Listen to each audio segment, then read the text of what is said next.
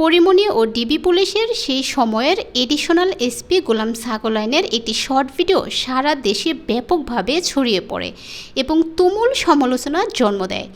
ওই ভিডিওতে ভাইরাল হতে পুলিশ ও সরকারের মারাত্মক ভাবমূর্তি ক্ষুণ্ণ হয়।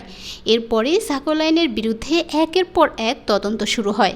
চূড়ান্ত তদন্ত প্রতিবেদন হাতে পেয়ে তাকে বাধ্যতামূলক অবসরে পাঠাচ্ছে সরকার।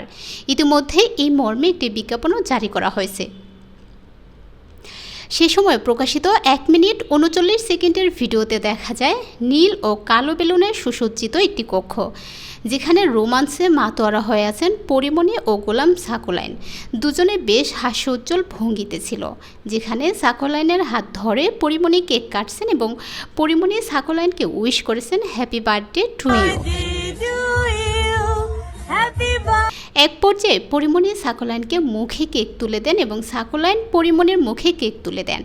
কেক খাইয়ে দেওয়া অবস্থায় পরিমণি সাকলাইনের ঠোঁটে চুমু দিতেই দেখা যায় পরীকে। ভিডিওর এক পর্যায়ে দেখা যায় কেক খাইয়ে দেওয়া অবস্থায় পরিমণি তার মুখে কেক নিয়ে সাকলাইনের মুখে ধরেন এবং দুজনে রোমাঞ্চকরভাবে কেকের মধ্যে কামড় দেন। ভিডিও শেষ পর্যায়ে পরিমণিকে হাত তুলে কোমর দুলিয়ে নাচতেও দেখা যায়, যা উপভোগ করেন গোলাম সাকলাইন।